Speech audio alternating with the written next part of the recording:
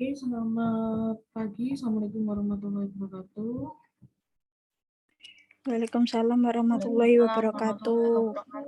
Ini kita bertemu dalam perkuliahan hukum dan etika bisnis, yang mana ini adalah pertemuan pertama ya kita ya. Di pertemuan pertama ini nanti saya akan sedikit menjelaskan mengenai RPS dan juga kontrak perkuliahannya. Terus juga ada tujuan pembelajaran daripada materi hukum dan etika bisnis ini. Nah, sebelumnya perkenalkan nama saya Eldis Winnie Latrofi, karena kita baru pertama bertemu ya ini ya. Iya, Bu. Iya, baru pertama. Nah, nanti dalam pertemuan ini nanti akan saya jelaskan dulu di awal kontrak perkuliahan seperti apa dalam 14 kali pertemuan nanti kita. Nah, sebelumnya Anda sudah bisa melihat share screen yang saya ini ya, yang saya bagikan ya. Sudah, Bu, bisa. Nah, sebelumnya ini angkatan 2000 2020. Oke, 2020 berarti baru ya, masih semester 2 ya ini ya. Nah, di sini nanti selama 14 kali pertemuan itu dibagi menjadi 7 pertemuan sebelum UTS dan 7 pertemuan setelah UTS, seperti itu.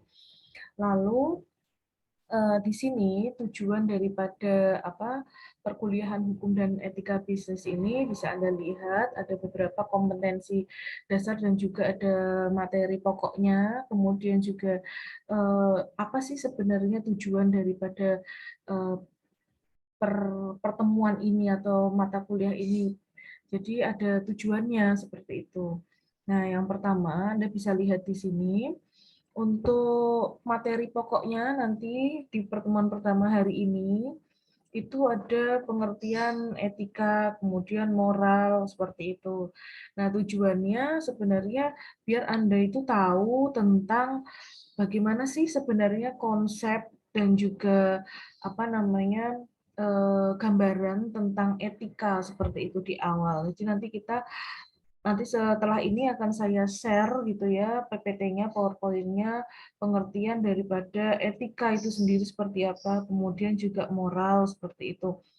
Nah, kemudian eh, tujuannya apa atau indikatornya dalam pencapaian ini, dalam pertemuan ini, sebenarnya nanti harapannya Anda bisa menjelaskan apa sih sebenarnya etika itu. Jadi setiap pertemuan itu punya indikator pencapaian.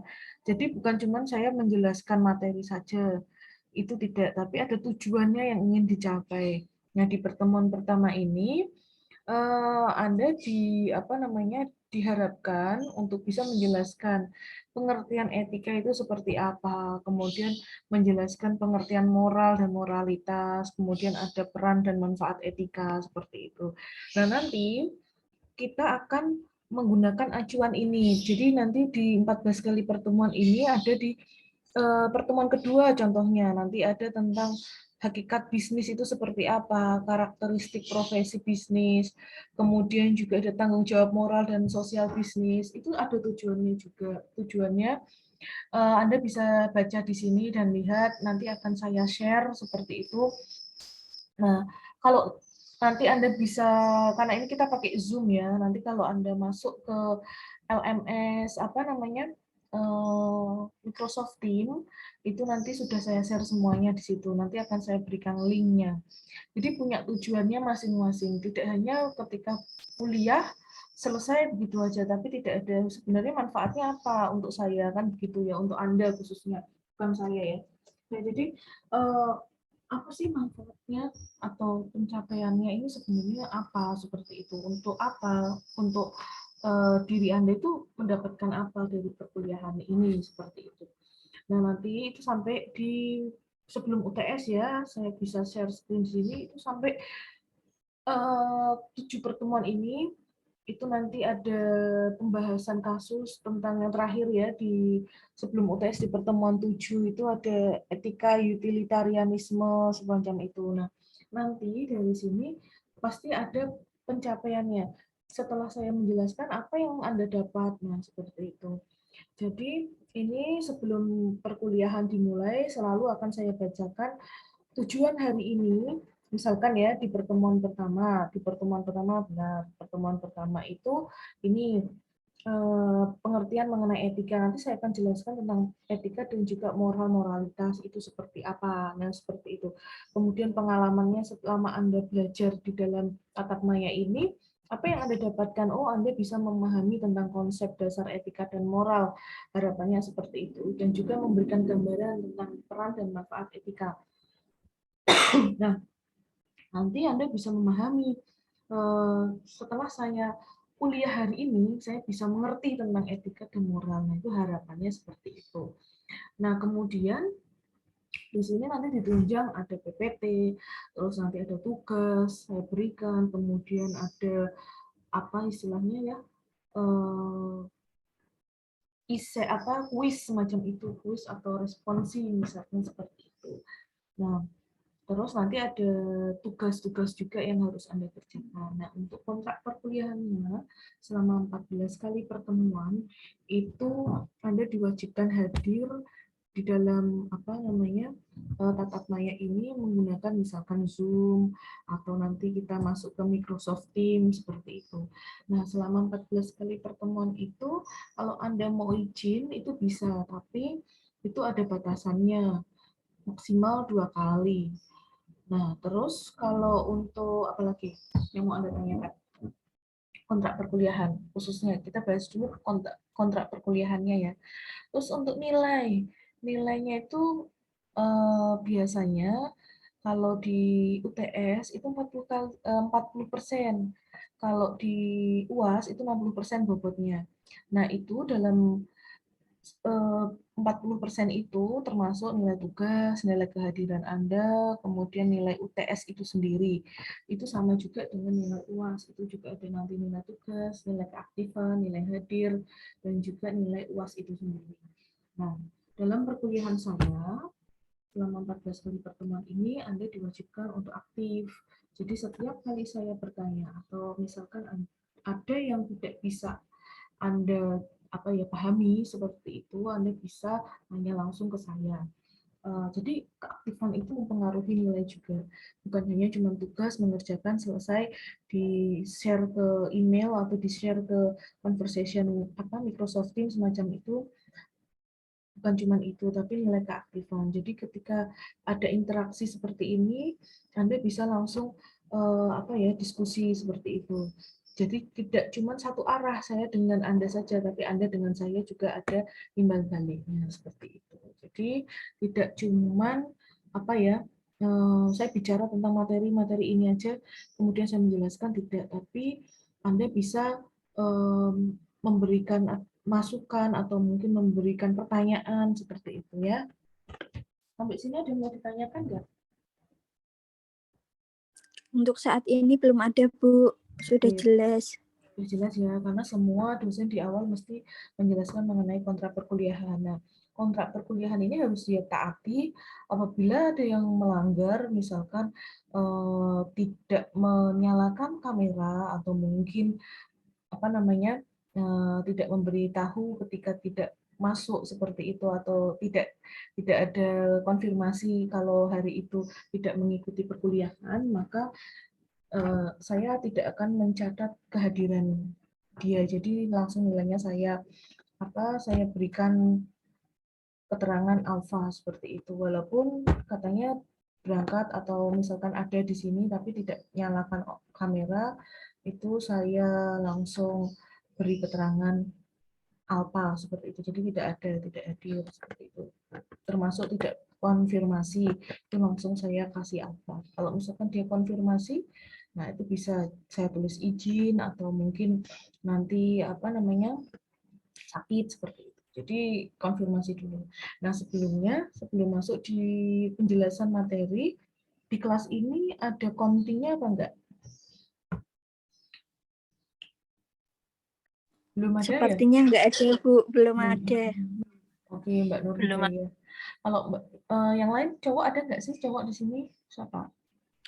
Ada, Bu. Tuh paling ganteng, Bu. Siapa tuh? Siapa? Michael. Mana coba? Michael. Ini ada yang belum on kamera ya. Silakan on kamera dulu ya. Michael Suryo, dia pakai masker ya. Apa lagi di mana itu, Michael? Di kantor. Di apa? Kantor. Di kantor. Oke. Nah, yang lain? Minggu di Sabtu-Sabtu di kantor ya. Oke, yang lain nggak ada ya. Berarti yang mau jadi countingnya siapa?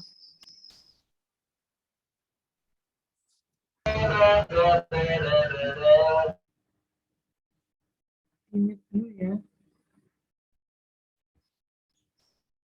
Michael ya. Michael.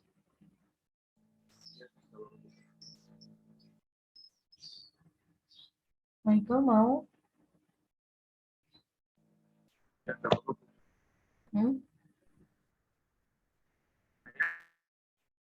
Michael mau jadi countingnya? Jadi tadi sambil ini ya, saya stop share screen-nya dulu, yang RPS-nya saya tutup, saya ganti dibuka materinya. Sambil menunggu ini counting-nya siapa? Michael ya. Oke, nanti Michael jadi counting-nya, bisa nanti apa, kalau misalkan konfirmasi apapun itu bisa ke saya kalau ada yang tidak berangkat seperti itu. Atau nanti kalau ada tugas itu bisa ke saya juga untuk konfirmasinya. Karena kalau misalkan di WA group itu terlalu penuh gitu ya. Nah, saya share screen dulu ya materinya. Jadi sudah paham ya tadi tentang kontrak perkuliahannya, apa yang Anda dapat, kemudian apa yang saya berikan, itu bisa memberikan pencapaian untuk diri Anda itu untuk apa, seperti itu materinya, itu bisa Anda ikuti gitu untuk kontrak perkuliahannya selama 14 kali pertemuan, soal penilaian itu seperti apa, karena saya sangat senang sekali ada mahasiswa yang aktif seperti itu. Itu ya. Sekarang saya share screen untuk sudah terlihat.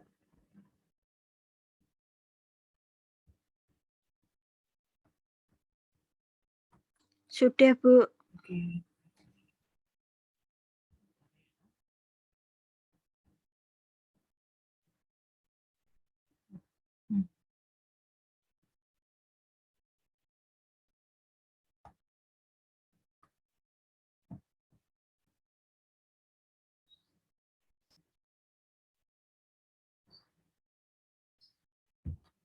Tunggu dulu.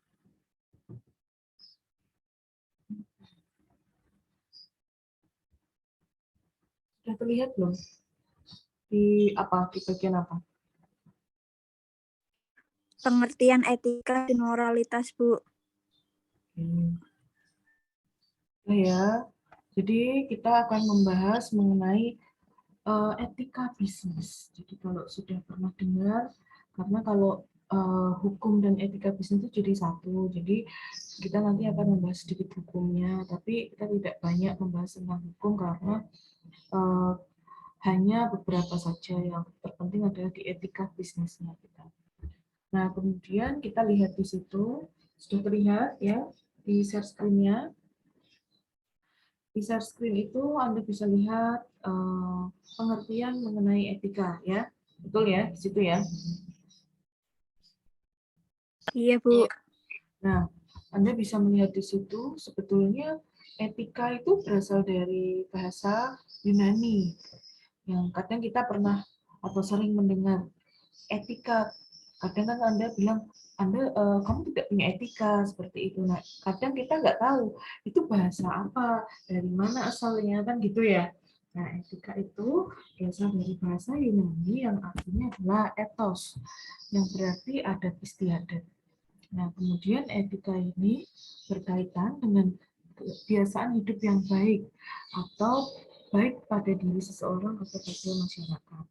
Nah, juga etika berkaitan dengan nilai atau tata cara hidup yang baik, aturan hidup yang baik, dan segala kebiasaan yang dianut atau diwariskan dari satu orang ke orang yang lain atau dari generasi ke generasi lain. Jadi kita sering mendengar etika, tapi kita tidak tahu ya etika itu apa.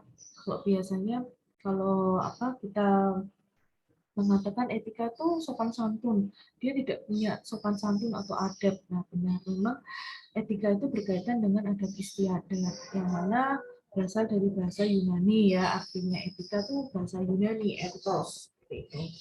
Nah, etika itu hubungannya dengan moral.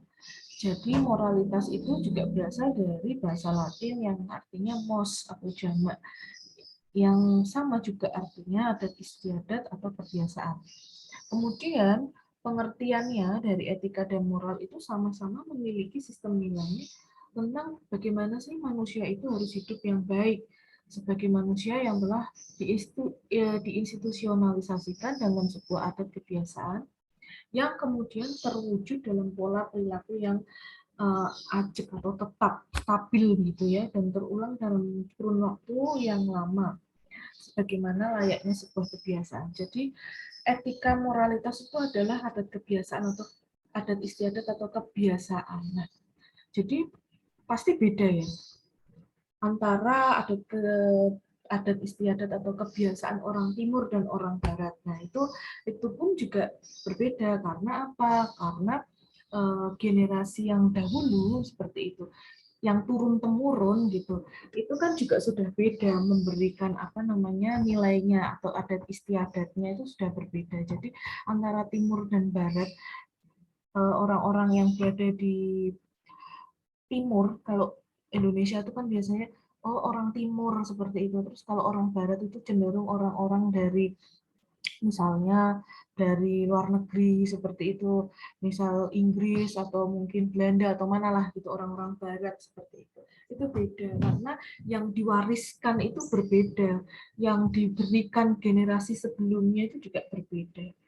Nanti ada beberapa contoh yang bisa kita kita lihat seperti itu ya, mengenai adat istiadat dan juga kebiasaan.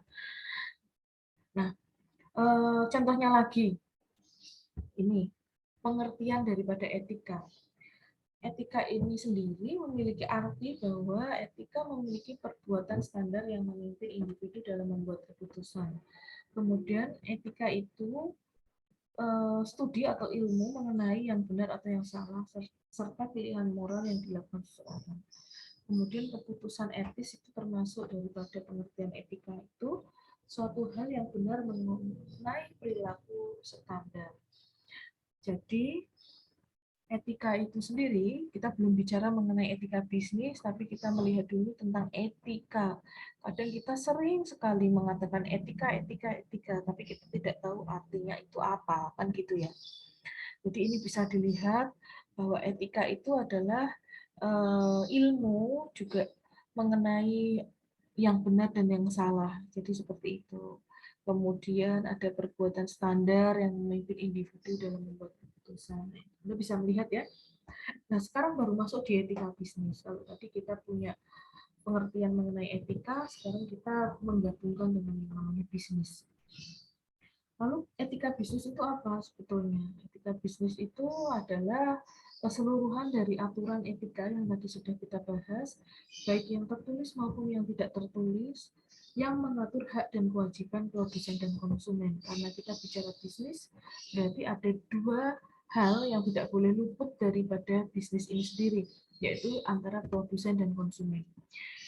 Nah, serta etika yang harus dipraktekkan dalam bisnis. Nanti ada beberapa hal yang tadi mungkin bisa Anda lihat di RPS, kita nantinya ke depan akan membahas apa, Anda bisa lihat. Nah, itu nanti yang akan berhubungan dengan etika di dalam bisnis. Kemudian, di sini, prinsip etika di dalam bisnis itu mengandung makna bahwa aktivitas bisnis itu tidak boleh merugikan siapapun. Dan aktivitas bisnis harus menguntungkan semua pihak. Jadi tidak boleh ada yang dirugikan. Anda bisa melihat bahwa banyak sekali kadang persaingan-persaingan bisnis yang tidak etis. Nah, Anda nanti bisa belajar di sini.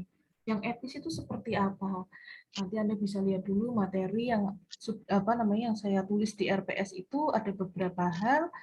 Nah, itu nanti yang akan kita bahas juga selama 14 kali pertemuan. Anda bisa baca-baca dulu.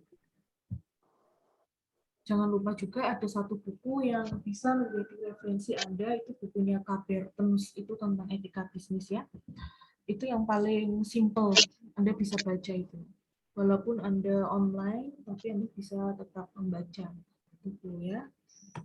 Kemudian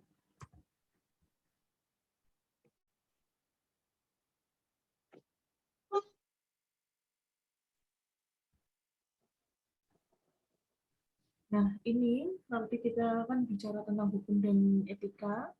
Etika dan aturan hukum itu memiliki aturan etika yang minimum. Etika merupakan standar norma di atas aturan hukum. Jadi aturan hukum dan etika itu sejajar. Jadi nanti kita akan bahas juga. Kemudian mengapa terkadang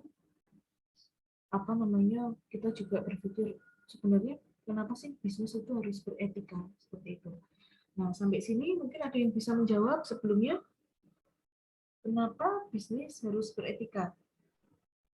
Coba Mbak Dianita Arianti. Mbak, kenapa bisnis itu harus beretika, Mbak? Gimana Bu? Maaf sini bising sekali. Oh, Anda bisa lihat di PPT, itu kan saya tuliskan mengapa bisnis harus beretika. Nah, kira-kira menurut Mbak Dianita Arianti ini, kenapa bisnis harus beretika? Kenapa etika itu kenapa bisnis itu harus beretika? Kenapa harus ada etikanya sih kalau bisnis itu? Kenapa? Karena dari etika itu sendiri itu mencerminkan bisnis itu sendiri Bu menurut saya. Karena etika itu sendiri gimana? Karena ulangi juga.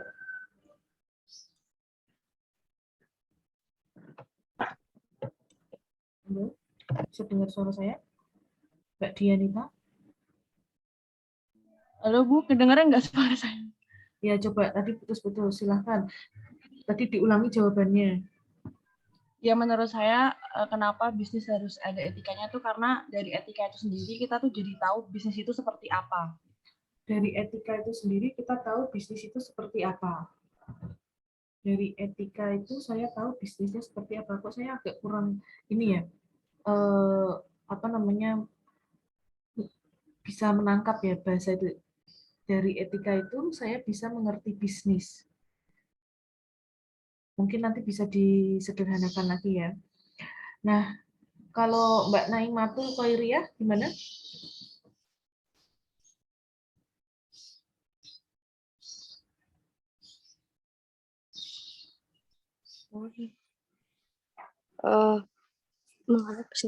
Kalau menurut saya bisnis harus beretika itu kan kalau kita beretika menunjukkan kualitas dari bisnis kita, Bu. Oke.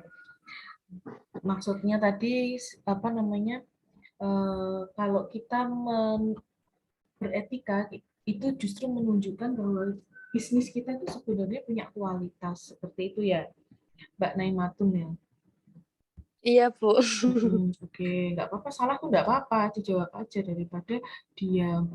Kalau Mbak Dianita tadi maksudnya mungkin seperti itu, dari etika saya tahu bisnis Bu gitu. Jadi dengan beretika, Iya Bu. berarti dia memunculkan bisnis begitu. Jadi ya nggak apa-apa Iya dijawab seperti untuk itu. mewujudkan citra bisnisnya gitu loh. Oke, ditambahkan seperti itu ya. Jadi sebenarnya nggak ada yang salah dan nggak ada yang ini salah, kamu salah gitu enggak. Jadi nggak usah takut. Silahkan Anda menjawab saja. Karena jawaban itu kan beraneka ragam ya. Mungkin ada yang kurang pas seperti itu. Nah, silahkan yang lain. Mbak, siapa nih ya? Sebentar. Sarelia Rahmanita. Kenapa Mbak bisnis itu harus beretika, Mbak? Bisnis kan bisnis kan pasti ketemu sama orang banyak ya. Jadi kita harus memiliki etika biar membawa nama bisnis kita itu nggak jelek di mata orang. Oke. Pasti juga ketemu orang, meeting, atau Hmm. bahas apa. Jadi Oke. harus memiliki etika yang baik agar tidak mencemari nama bisnis kita. Oke, berarti intinya adalah image-nya bisnis itu tergantung daripada etikanya yang ada di dalam bisnis itu, gitu ya? Ya, Karena nanti kan kita juga akan, impression, first impression-nya harus baik juga, oke, biar ke belakang bisa stabil baik terus itu, Bu. oke. Jawabannya semakin beraneka ragam dan semakin bagus. Saya akan menanyakan satu-satu ini ya. Untuk Mbak Betty, menurut Mbak Betty apa ini, Mbak? Menurut saya, kenapa bisnis harus beretika? Karena kan kalau kita berbisnis kan ada dua belah pihak kan, Bu. Jadi biar sama-sama enak, kita harus punya etika dan punya sikap yang baik agar bisa menjalankan bisnis bersama. Oke. Terus lainnya, lanjut. Mas Alif, Juan, silahkan. Kenapa bisnis harus beretika, Mas? Kenapa bisnis harus memiliki etika? Menurut saya, bisnis harus memiliki etika karena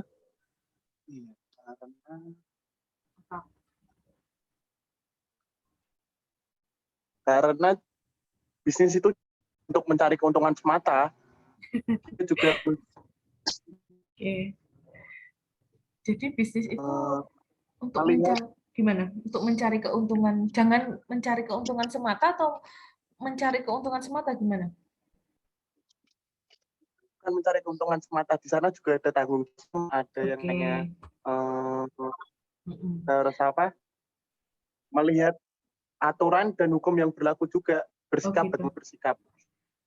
Oke, oke. Itu sebenarnya nanti akan kita bahas di materi yang akan datang. Tanggung jawab sosial terhadap bisnis itu sendiri. Kemudian juga nanti ada materi-materi yang nanti Anda bisa lihat di RPS itu ada beberapa hal yang seperti yang tadi Mas Alif katakan ya, bisnis itu jangan cuma mencari keuntungan, itu juga nanti ada. Jadi tidak boleh cuma berpikir keuntungan saja. Nah, itu nanti akan dibahas juga. Ya, itu bisa ya, bisa diterima gitu. Jawabannya semakin beraneka ragam. Saya akan menanyakan satu lagi, Mas Misael. Mas Mikael atau Michelle nggak mungkin ya kalau namanya Michelle, cewek Michelle. Kalau Michael, Bu. Michael. Oke, Michael. Mas Michael, countingnya kita ini ya. Silahkan Mas Michael. Oke, Mas Michael.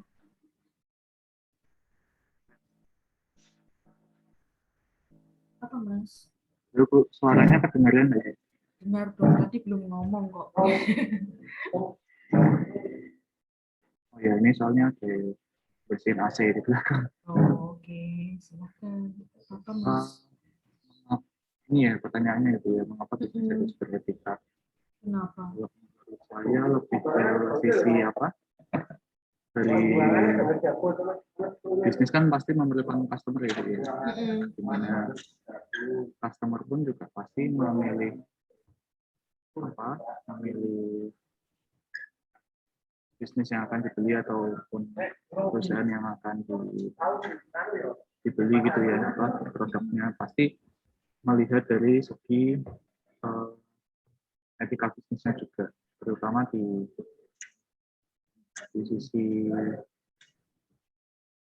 sisi yang mencolok ya, Bu, ya.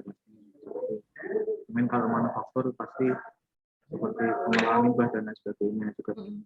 Di sisi lain mungkin itu dulu sih, Bu. Oke, bisa diterima ya. Jadi jawaban Anda semua itu tidak ada yang salah, tapi mungkin nanti akan saya luruskan. Bisa dilihat dari sini. Jadi mengapa bisnis itu harus beretika? Yang pertama adalah memenuhi kebutuhan para stakeholder. Nah, di dalam bisnis itu para stakeholder itu siapa saja? Contohnya investor, kreditor, tadi seperti Mas Michael bilang karyawan atau mungkin customer seperti itu. Lebih memilih perusahaan yang beretika baik. Kenapa? Ada contoh. Jadi di Bank Inggris itu memiliki kebijakan tidak akan memberi pinjaman kepada perusahaan yang menggunakan binatang dalam percobaannya, atau perusahaan nuklir, atau tidak baik dalam, atau perusahaan yang tidak baik dalam melakukan karyawannya. Jadi perusahaan ini menolak kredit sebesar 12 juta US dollar. Namun demikian, perusahaan mengalami pertumbuhan laba yang tinggi dan nasabah yang meningkat, seperti itu contohnya. Kemudian, jadi meningkatkan kinerja perusahaan. Bisa dilihat di sini, ada survei dari New Zealand. Perusahaan yang pemimpinnya beretika baik akan menarik karyawan juga berlaku atau melakukan hal-hal yang baik, dan juga hal itu akan mempengaruhi meningkatnya penjualan. Kemudian tadi kata Mas Michael juga ada konsumen di situ, meningkatkan loyalitas konsumen, karena konsumen yang memberikan konsumen yang loyal seperti itu akan memberikan keuntungan 10 tahun ke depan, seperti itu. Jadi konsumen yang loyal ini harus betul-betul di manage, di maintenance, seperti itu. Karena itu akan memberikan peningkatan kinerja perusahaan, khususnya di laba perusahaannya, seperti itu. Kemudian bisnis harus beretika, harus memenuhi aturan hukum, seperti itu, dan juga mencegah dan meminimalisir kecerobohan. Contohnya nanti akan kita bahas di pertemuan-pertemuan yang selanjutnya. Contohnya adalah salah satu prinsip etika, jangan melakukan kecerobohan, membuang limbah yang belum diolah ke sungai. Itu nanti ada di materi terhadap etika terhadap lingkungan, itu juga ada. Itu banyak ya contohnya. Kalau ada yang rumahnya Pekalongan, ada enggak di sini yang rumahnya Pekalongan? Enggak ada ya. Jadi di Pekalongan itu, karena di sana adalah penghasil batik ya, kain batik seperti itu. Nah, biasanya hasil olahan batiknya itu dibuang di sungai.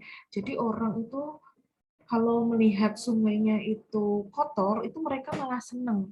Kenapa? Karena berarti produksi batiknya itu meningkat. Nah, itu sebenarnya hal itu tidak boleh dalam etika bisnis, prinsip etika. Membuang limbah ke sungai, seperti itu. Nah, kalau Anda pernah atau mengunjungi perusahaan Jepang yang ada di Indonesia, contohnya Pocari Sweat, seperti itu. Air limbahnya itu bisa untuk hidup ikan koi. Padahal ikan koi itu kalau di tempat yang kotor itu kan cepat mati ya. Itu air limbah yang digunakan karena saking bersihnya itu air. Jadi saya pernah mengunjungi perusahaan Pocari Sweat yang ada di Sidoarjo. Di Pasuruan. Itu limbahnya diolah, kemudian digunakan untuk budidaya ikan koi airnya itu. Jadi memang bagus sekali ya untuk pengolahan limbahnya. Hal-hal semacam itu juga diatur di dalam etika bisnis. Nanti ada ada pertemuan yang akan membahas mengenai etika di dalam lingkungan gitu. Nanti di pertemuan yang selanjutnya. Nanti bisa dilihat di RPS itu di pertemuan berapa, saya lupa itu soalnya. Jadi seperti itu. Kemudian mendorong moralitas personal. Karyawan ingin bertindak benar, perusahaan harus mendorong agar karyawan itu bertindak benar, seperti itu. Nah, ada beberapa contoh yang bisa dilihat. Nah, sampai di sini ada yang mau ditanyakan nggak?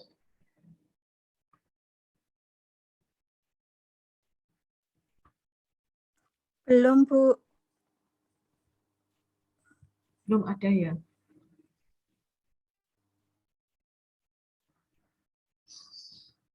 Belum ada yang ditanyakan? Belum, Bu. Oke, kalau gitu. Ini sudah semua ya masuk ya. Nanti jangan lupa untuk absen di si akad ya. Biasakan sebelum mulai untuk perkuliahan, itu absen di si akadnya. Nanti akan saya tulis untuk absensinya. Atau mulai besok mungkin kita bisa masuk ke Microsoft Teams, kalau enggak ya Zoom aja, ya, gitu ya. Ada pertanyaan? Silahkan. Ini belum ada. Belum ada Kalau semua. sudah ada. Jadi pertemuan hari ini kita membahas mengenai satu tadi pengertian etika, kemudian etika itu hubungannya dengan moral, seperti itu kenapa bisnis harus punya etika. Nah, nanti Anda bisa melihat lagi di fenomena di luar, kira-kira Anda bisa melihat bisnis ini memiliki etika atau tidak. Yang tadi sudah saya jelaskan manfaat-manfaat ketika memang bisnis itu memiliki etika seperti itu ya. Kalau tidak ada pertanyaan, mungkin kita akhiri pertemuan kita. Kita tidak usah